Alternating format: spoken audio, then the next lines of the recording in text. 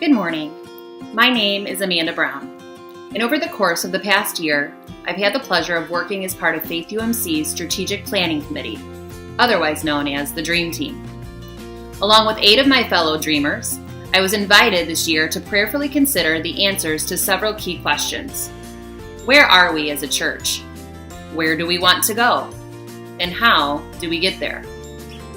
Church strategic planning is an important part of the creation, development, and growth of each and every ministry area here at Faith, and it helps us map out intentional steps for achieving the church's overall vision and mission.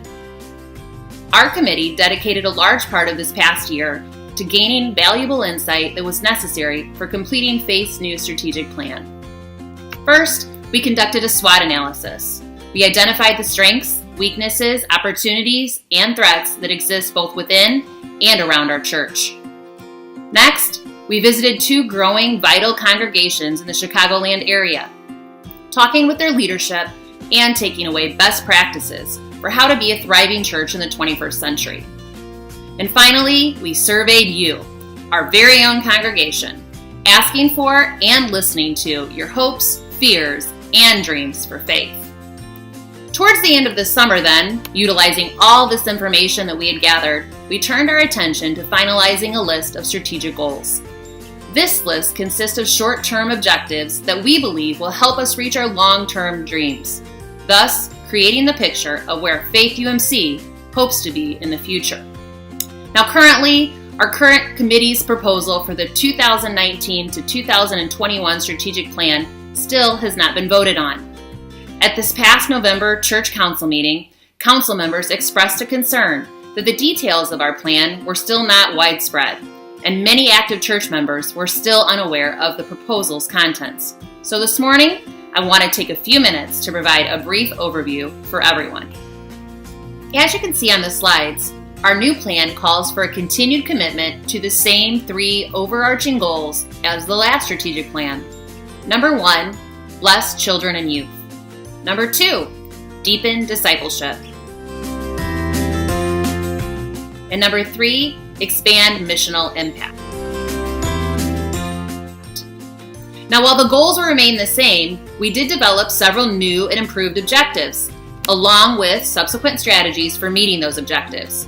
Make sure to see your bulletin insert for this information. Among these strategies, I specifically want to address our recommendation for staff reconfiguration.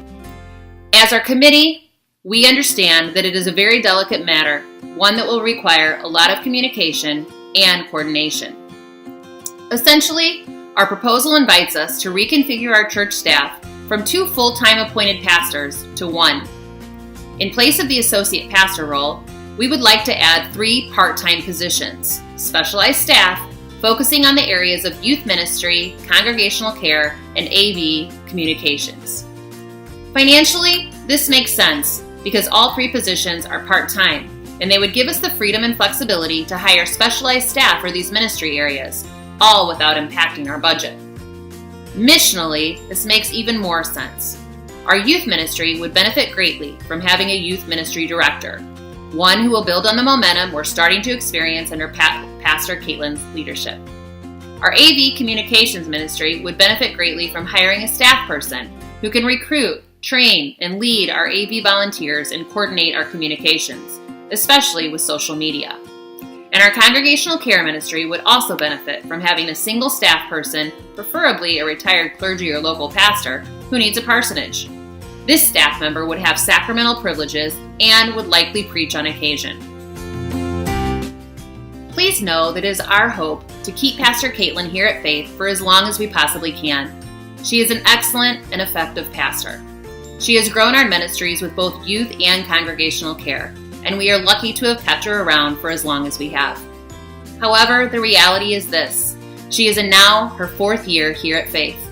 As of this summer, she is a commissioned member of the annual conference, and there is, and will continue to be, an increasing demand for her leadership elsewhere. Sadly then, it is not a question of if she will be reappointed, but when. And while we've been blessed to have Pastor Caitlin, we need to prepare for our future. Moving to a structure that allows for these specialized part-time positions is becoming increasingly important for our church's ongoing development. We know that this is quite a change from previous conversations, but our committee is convinced that this is the best direction for our congregation to take. In the coming weeks, our church council will need to conduct their vote. After today, it is our hope that they can do so with the confidence that comes from full transparency.